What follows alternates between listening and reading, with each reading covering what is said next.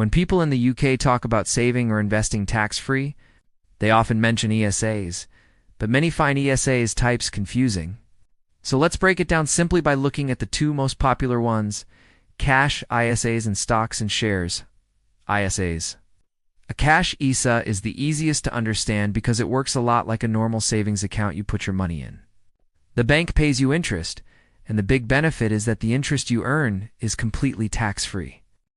This makes cash ISAs a good choice if you want low risk, easy access to your money, and peace of mind, especially for short-term goals like building an emergency fund or saving for something you'll need in the next couple of years.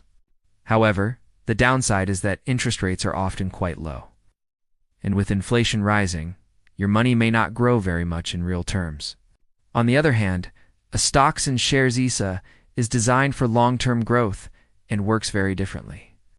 Instead of earning fixed interest, your money is invested in things like shares, funds, or bonds, which means your returns depend on how the market performs. This type of ISA has more ups and downs, and yes, there is a risk that your investments could go down in value, especially in the short term, but over the long term. Stocks and shares ISAs have historically offered much higher growth compared to cash savings.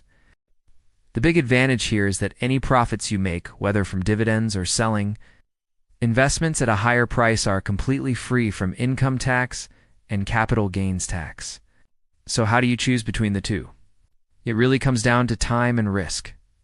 If you need your money soon or don't want to see your balance fluctuate, a cash ISA might suit you better.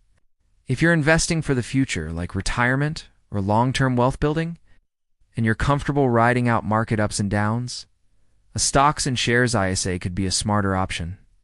The good news is that you don't have to choose just one. You can use both in the same tax year, as long as you stay within the annual ISA allowance. In simple terms, cash ISAs protect your money, while stocks and shares ISAs help grow your money. And understanding this difference can help you make smarter financial decisions for your future.